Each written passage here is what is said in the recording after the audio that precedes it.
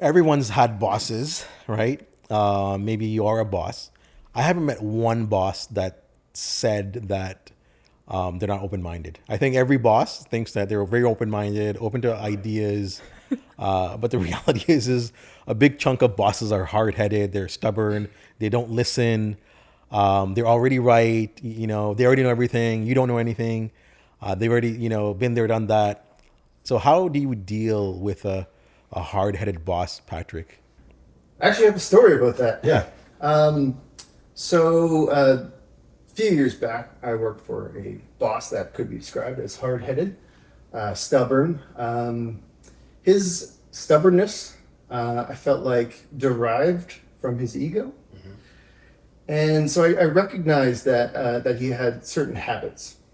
So I was working in a marketing department at the time with another junior designer. And I noticed we would pitch him a lot of ideas, and it would sort of go to him. He would kind of reject it, send it back. It would go back and forth maybe 3-4 times. Mm-hmm.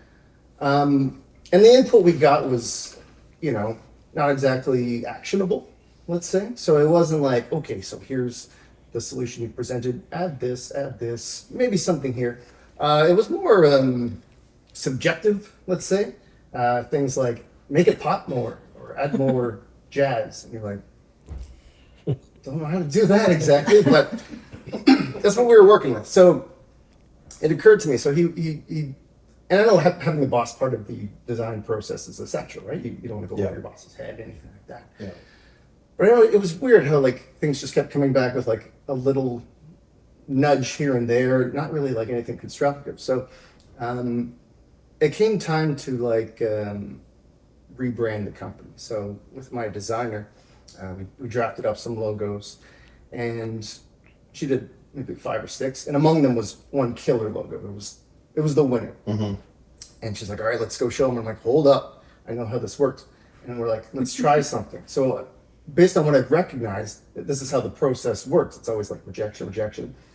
And the reason I think it was like that, because if you come to him right away with an idea you think works, it's basically your idea, right? I think he wanted to have more of him be invested in the solution. Yeah, not necessarily the input, because like I said, it wasn't exactly actionable. Just more of him in the deciding process. Right. And so it's like, okay, so let's kind of game this somehow. So what we did was present him with 5 logos. I told her, take the good logo, put that aside for now. Present him with a view to reject, kind of get it out of the system. Warm him up. Yeah, prime him a little bit. Yeah. A second batch, so you could then say, no. By then, there's enough of him in the project, so that we then came back with the third set, popped the good one, kind of front and center, presented to him. He was ready to kind of accept it, right? Because he'd been involved. Thought it was his own idea, us, right? Yeah. My designer's like, wow, that actually worked. I'm like, I told you. Meanwhile, in my head, I'm like, gosh, I can't believe that actually worked. It always works. It often works. But Absolutely. yeah, it's. I don't recommend that for everyone. That took several years of working with the boss, and I liked the guy. He was great. He was very direct. You didn't have to kind of interpret anything that he did. It was basically very direct. You could go to him with anything. So no issues with the boss himself. Just we recognized that there was this approach that he had to kind of the approval process. We kind of figured out how to work around it. But like I said, it's not for everyone. If you can't get along with your boss, I don't know how your work ethic is going to compensate. Yeah. But I think if you can find a way to kind of read their behavior, pick up on their habits, and kind of work around that somehow while still being able to produce work that you care about, and you're invested in. Yeah. Which means you have to be patient. Yeah. You have to be patient. You have to understand they are the boss, and try and take from the relationship what you can in terms of what are the positive aspects. But also you have to be patient in terms of being able to communicate with the person, even if they're not the kind to be communicative. You should really try and make that a part of your strategy. I think that always works very often when you are, utilizing or making it appear that, hey, I'm using your idea, right? I got this from you. Or if it wasn't for you, I wouldn't have came up with this, right? So when you have them vested in that idea, then it's kind of like their own. They feel like it's their own, right? And some people need that. They need to basically be part of everything and be part of every decision, and it feeds their sense of purpose or their ego. So when you can use that to your advantage, I think that works many times. Alex, I'm sure you've had some tough bosses.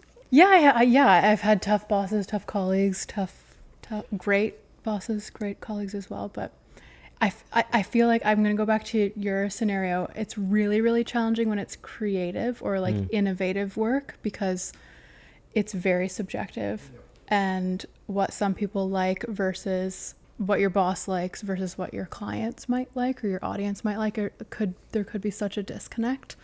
So you have to find that balance where, like, I've definitely been like, ooh, I really don't think that we should do that, because at the end of the day, like, you're not the audience. You're far removed from the audience. So maybe, like, I'm middle management right now, so I still have that, connection with the audience as well as my bosses and former and past. It's such a delicate dance. But anything innovative and not creative, like I'm thinking like solving like really complex problems with no definitive solution there. If there's ego in the way, you're like almost destined to not come up with a solution, and like you're stuck spinning your wheels in the mud, and that is really, really challenging to be in a scenario like that. And I have yet to figure out a solution to that. So I would say in that respect, most bosses are hard-headed. They're a bit stubborn. They probably got to the position they're in because of that assertiveness, being commanding, having the experience, right? So how do you, go against that, right? How do you break that cycle? I think one of the biggest challenges is mentally be ready. Often when you're in a job, you're making your money, who wants the headache of confrontation, right? No one does, especially nowadays, even though, there could be more bullying online, but I think the reality is of face-to-face confrontation, it's a lost art, right? Like in terms of handling it or knowing how to de-escalate or, be able to express your feelings, when you're not 100% satisfied.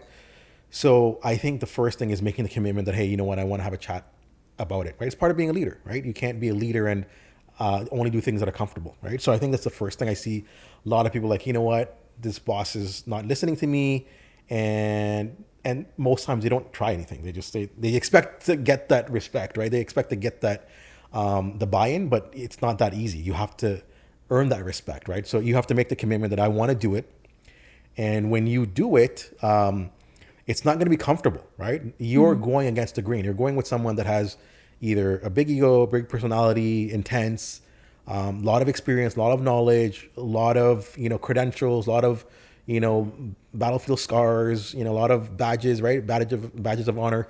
So it's not easy. You're not fighting an easy battle, right? So you got to be committed. You got to realize who you're fighting. It's David versus Goliath. It's not like you're going to go in there, have one conversation and win that argument, right? It's not going to happen.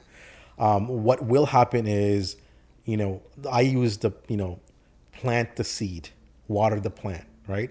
Water the seed, right? Until it grows to a plant, right? So just plant the seed, have the discussion. And also timing is very important. Sequencing is very important. So you don't want to go to your boss on a bad day, right? You don't want to go if they're in they're head of a company, head of a department, head of sales. You don't want to go on a day where it's been poor sales or poor week or poor month of sales. Right. You want to go when everything is right. They're feeling good. They're feeling good about you, and everything looks good, right? Sounds good. So timing is very important. Going in and sequencing, knowing that this is the right time, but I know this is going to take it's going to take 6 months, right? The bigger the battle, the more against the grain you are, the longer that fight is, right? So you go in there knowing that it's going to be a 6-month battle. Not like you're going to fight every single day for 6 months, but no, it's going to take 6 months for someone to change a habit that's been incorporated for 10, 20, 30 years, right? 40 years. So knowing that it's going to be a long uphill battle, having, opening that discussion, having that tough talk in a friendly way, right? You don't want to be shot down right at, on the first try. Have that talk, bring it up, be cunning and clever. When am I going to bring, the second time and the third time and the fourth time? And hopefully some of those times where exactly if they listened to you, you were going to be right, but you don't want to rub it in their face, right? So you take the advantage of the times when, hey, if they listened to what I was saying from the get-go, we would have not been in the situation. But you don't want to say that, right?